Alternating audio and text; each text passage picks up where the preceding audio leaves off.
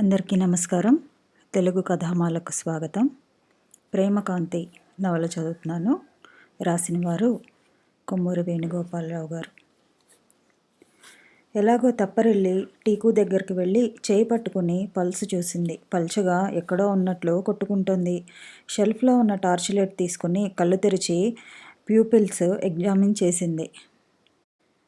ఇహ ఒక్క క్షణం ఆలస్యం చేయకుండా టీకుని భుజం మీద వేసుకుని పరుగెడుతున్నట్లు బయటికి వస్తుంటే ఆమె కేక విని పక్క గదిలో నుంచి వచ్చిన సీతమ్మ, "ఏమైందమ్మగారు?" అని అడిగింది ఆదుర్దాగా. "టీకుకు ఏదో అయింది సీతమ్మ, హాస్పిటల్కి తీసుకెడుతున్నాను" అని ఆగకుండా అదే వేగంతో బయటకు వచ్చింది. కారు ఫ్రంట్ సీట్లో వాణ్ణి పడుకోబెట్టుకుంది. ఒక్క ఊపులో కారుని బయటికి పరిగెత్తించింది.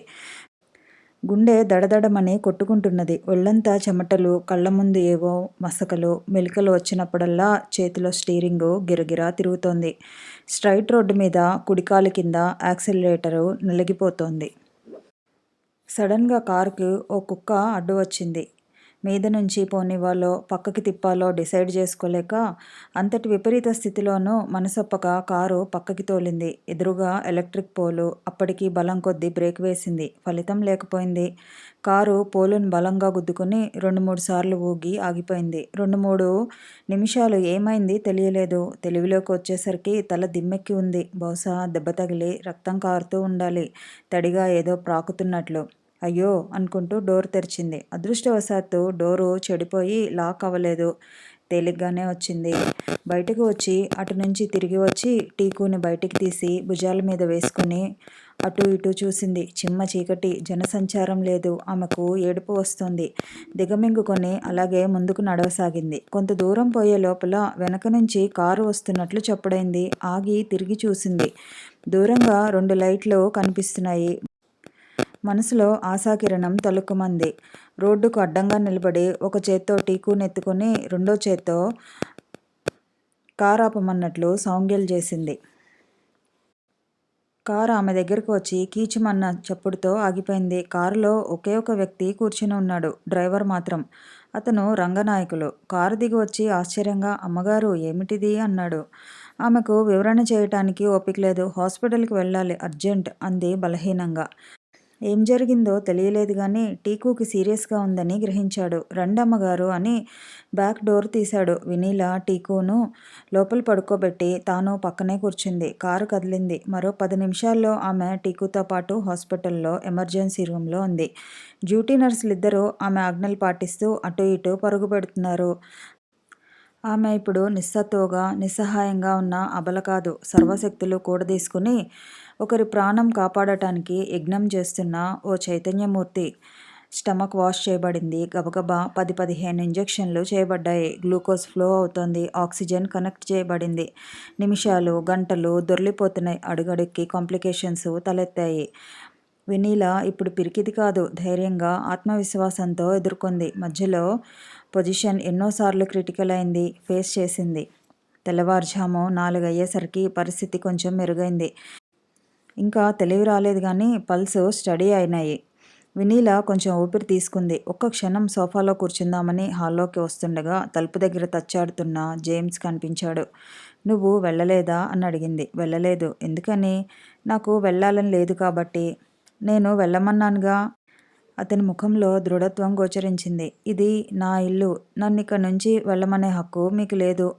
అతని కళ్ళలోకి చూసింది. ఏమీ మాట్లాడలేకపోయింది. అక్కడి నుంచి పైకి వెళ్ళబోతూ జేమ్స్ అడిగాడు, "బాబుకి ఎలా ఉంది?" "పర్వాలేదు." అతను వెళ్ళిపోయాడు. 12వ నంబరు గది దగ్గరకు వచ్చేసరికి లోపల నుంచి రఘు పిలుస్తున్నట్లు వినిపించింది. లోపలికి వెళ్ళాడు.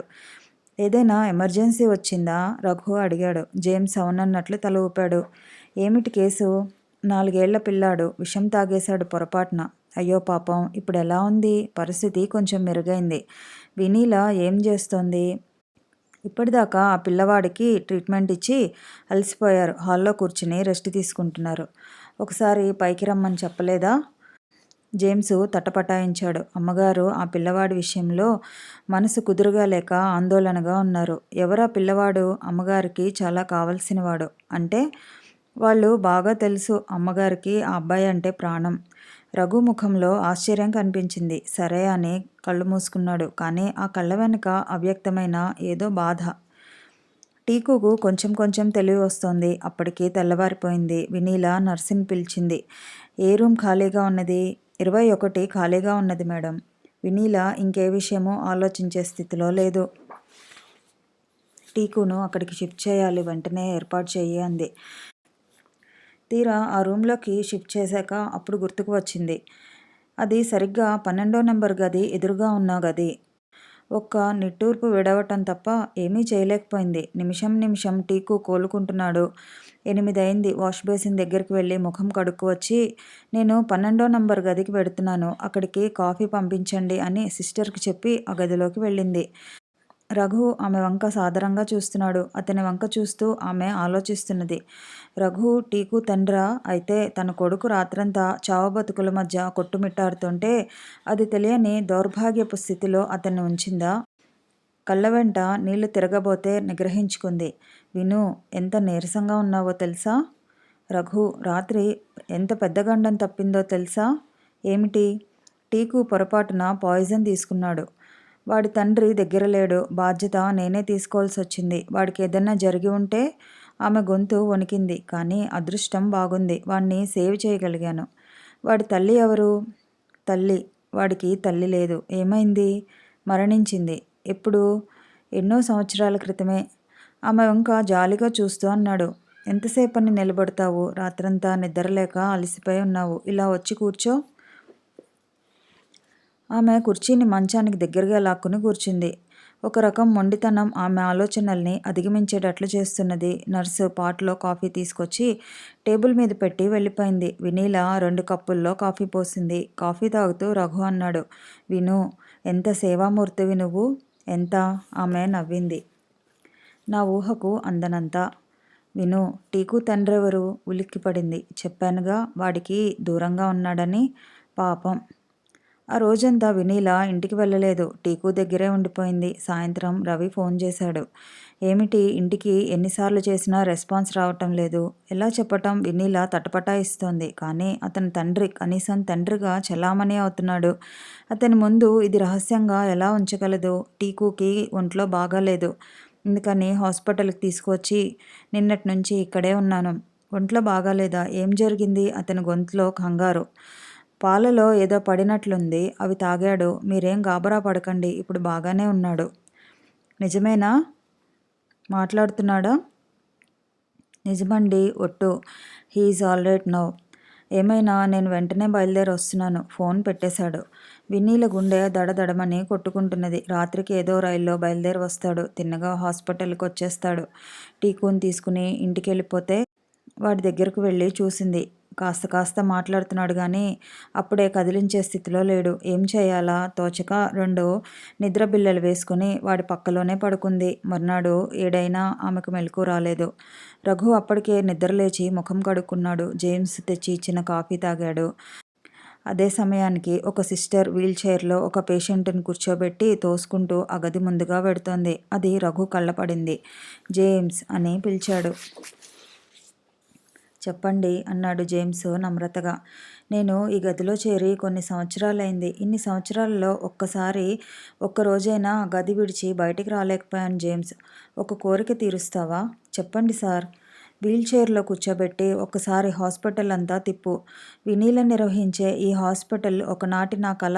ఇదంతా కన్నుల పండుగగా నేను చూడాలి. తర్వాత బయట లాన్స్లో కాసేపు నన్ను తిప్పు. సహజమైన వెలుగును, ప్రకృతిని నేను చూసి పరవశించాలి. 1 గంట నాకు ఈ ఆట విడుపు ప్రసాదించు జేమ్స్. జేమ్స్ తటపటాయించాడు. అమ్మగారికి తెలిస్తే చాలా కోపం చేస్తారు సార్. అమ్మగారు ఇంకో గంటకు గానీ హాస్పిటల్కి రాదు జేమ్స్. ప్లీజ్. ఇన్ని సంవత్సరాల అపురూప సహచర్యంలో నేను ఇలాంటి కోరిక ఎప్పుడూ కోరనే లేదు. కొద్ది రోజుల్లో నాకు ఆపరేషన్ అవుతుంది. చాలా పెద్ద ఆపరేషన్. బ్రతుకుతానో లేదో తెలీదు. బతికితే మామూలు మనిషిని అవుతాను. లేకపోతే కనీసం ఈ కోరికైనా తీరకుండా. రఘు దీనంగా అడుగుతున్నాడు. జేమ్స్కు చాలా జాలేసింది. వినీల హాస్పిటల్లోనే పడుకుందని అతనికి తెలీదు. మొన్న రాత్రి అంతా ఎమర్జెన్సీ గది వద్ద తచ్చాడుతూ జాగారం చేయటం వల్ల అతనికి రాత్రి గాఢ నిద్ర పట్టేసింది. ఆమె వెళ్ళిపోయి ఉంటుందనుకున్నాడు. మరి అమ్మగారికి చెప్పకుండా ఉంటారా? చెప్పను. మిగతా వాళ్ళెవరైనా చెబితే నువ్వు సమర్థుడివి, చెప్పకుండా మేనేజ్ చేయగలవు. సరే ఉండండి అని బయటకు వెళ్ళి 5 నిమిషాల్లో వీల్ చైర్ తీసుకొచ్చాడు. జాగ్రత్తగా అతన్ని మంచం మీద నుంచి లేపి అందులో కూర్చోబెట్టాడు. నెమ్మదిగా బయటికి తోసుకుంటూ వచ్చాడు. ఉండు, ఆ టీకు అన్న అబ్బాయి ఏ గదిలో ఉన్నాడు? జేమ్స్ ఎదురుగా ఉన్న 21 నంబర్ గది చూపించాడు. ఒక్కసారి నాకు ఆ పిల్లవాణ్ణి చూడాలని ఉంది, చూపించవా? జేమ్స్ గుండె జల్లుమంది. వద్దు అన్నాడు. ఎందుకని? కారణం ఏం చెప్పాలో తోచలేదు. ఏం లేదు, ఆ అబ్బాయి ఎవరో మీకెందుకు? కాదు, చూడాలి. చేసేది లేక జేమ్స్ వీల్ చైర్ తోసుకుంటూ తలుపు తీసి ఆ గదిలోకి వెళ్ళాడు. బెడ్ మీద టీకు ఒక్కడే పడుకుని ఉన్నాడు. పక్కన వినీల లేదు. బొద్దుగా, అందంగా, అమాయకంగా ఎంతో ముద్దొస్తున్నాడు. గాఢ నిద్రలో ఉన్నాడు. నన్ను మంచం దగ్గరకు తీసుకెళ్ళు. జేమ్స్ తీసుకెళ్ళాడు. రఘు అతని ముఖంలోకి మూసి ఉన్న కళ్ళవైపు వింతగా తన్మయంగా చూస్తున్నాడు. తను వినీల ఎంత దురదృష్టవంతులు. తను అందరిలా ఆరోగ్యవంతుడై ఉంటే తమకు ఇలాంటి పిల్లవాడు పుట్టి ఉండేవాడు. తాము గారాబంగా అల్లారుముద్దుగా పెంచుకుని ఉండేవాడు. ఒక రకంగా చూస్తే తాను వినీల జీవితాన్ని ఎంత అన్యాయానికి గురిచేశాడు. ఆమెకు మాతృత్వం లేకుండా చేశాడు. తనకు సుఖం లేదు, ఆమెకు సుఖం లేదు. తన పాపానికి విముక్తి ఉందా? ముందుకు వంగి టీకు బుగ్గ మీద ముద్దు పెట్టుకున్నాడు. టీకు కదిలాడు. రఘు మళ్ళీ ముద్దు పెట్టుకున్నాడు. టీకు నెమ్మదిగా కళ్ళు విప్పాడు. ఆ కళ్ళలోకి ఇప్పుడిప్పుడే జీవం వస్తోంది. అయినా నీరసం పూర్తిగా పోలేదు. ఈ నూతన వ్యక్తిని చూసి ఆహ్వానపూర్వకంగా చిరునవ్వు నవ్వాడు. హలో, గుడ్ మార్నింగ్ అన్నాడు రఘు పలకరింపుగా. Good morning. How are you? All right. Congratulations for the dramatic survival. వాడికి మొదట మాట తప్ప ఇంకేమీ అర్థం కాలేదు. అయినా థ్యాంక్ యూ అన్నాడు. వెనుక నుంచి జేమ్స్ అసహనంగా కుర్చీ నడిపిస్తున్నాడు. మీ డాడీ వచ్చాడా? డాడీ వస్తాడు. మమ్మీ. రఘు వాడి జుట్టు మీద చేయి వేసి నిమిరాడు. నాకు తెలుసు, నాకు కాళ్ళు రాని. మీ డాడీకి చెప్పి మంచి మమ్మీని. టీకు అతని కాళ్ళ వైపు చూశాడు. మీ కాళ్ళు ఉన్నాయి కానీ కదలవు. మమ్మీ వచ్చాక చెప్పి. రఘు కొంత ఆశ్చర్యపడుతూ చూశాడు. జేమ్స్ ముందుకు వంగి అతని చెవిలో, మమ్మీ లేదంటే ఆ అబ్బాయి ఏడుస్తాడు, అందుకని దూరదేశం డాక్టరీ చదవటానికి వెళ్ళిందని, తొందరలో వస్తుందని చెబుతూ ఉంటారు అన్నాడు రహస్యంగా. రఘు అర్థమైనట్లు తల ఊపాడు. ఇహ పదండి అని జేమ్స్ అతని జవాబు కోసం చూడకుండా వీల్ చైరు వెనక్కి జరిపాడు. టాటా అన్నాడు రఘు చేయి ఊపుతూ. టాటా.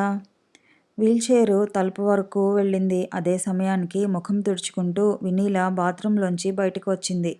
వీల్ చైర్లో రఘు చైర్ తోసుకుంటూ జేమ్స్. ఈ దృశ్యం చూసి నిర్ఘాంతపోయి నిలబడిపోయింది.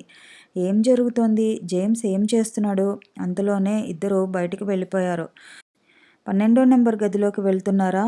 ఆమె ఆదుర్దాగా బయటకు వచ్చింది. కాదు. జేమ్స్ చైర్ని ర్యాంప్ వైపు తోసుకుంటూ వెళుతున్నాడు. గుండె జల్లుమంది. జేమ్స్ అని పిలుద్దామనుకుంది. నోట్లోంచి మాట రాలేదు. కళ్ళు అప్పగించి చూస్తోంది. అంతలోనే వీల్ చైర్ ర్యాంప్ మొదట్లోకి వచ్చేసింది. ఒక్క క్షణం ఏదో జరిగింది. జేమ్స్ చేతిలో నుంచి చైర్ జారిపోయింది. Wheel chair.